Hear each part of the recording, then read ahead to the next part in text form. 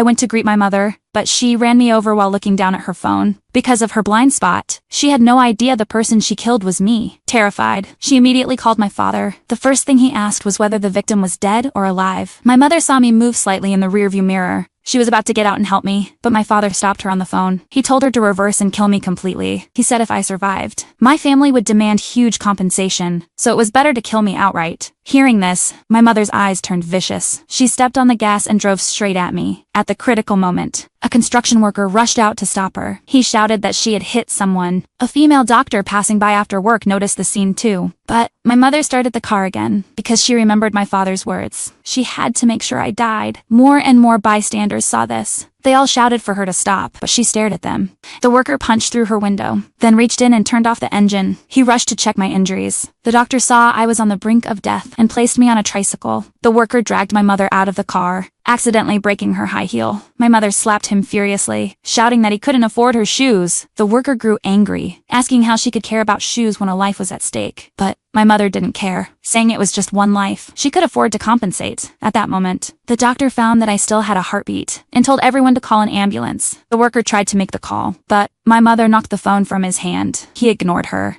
and ran to borrow a coworker's phone, but she chased after him again, knocked the phone away, and slapped him hard. She even threatened everyone, saying if anyone dared call an ambulance, she would use her power as a CEO's wife to crush them. Then she called my father, claiming she was being bullied by low-class people. My father said he was coming immediately. She hung up feeling invincible and told everyone they weren't allowed to leave. The doctor noticed my breathing getting weaker and begged everyone to contact emergency services to save me. The worker dashed to my mother's car to grab her phone, but she refused to let go. During the struggle, my birthday cake and toys fell to the ground. My mother completely lost control because that day was my birthday. She had promised to come home early to celebrate with me, but she blamed the crowd for ruining everything. She attacked the worker wildly. The doctor quickly stepped in to separate them. She asked my mother whether a cake and toys could compare to a human life. My mother slapped the doctor, accusing her of cursing her daughter. She said arrogantly that the lives of these low-class people were not worth a single strand of her daughter's hair. The doctor was shocked by her cruelty and told her her daughter would one day be ashamed of her actions. Hearing this, my mother exploded with rage and lunged at the doctor to hit her. The worker couldn't stand it anymore and shoved my mother aside. At that moment, my father arrived at the scene.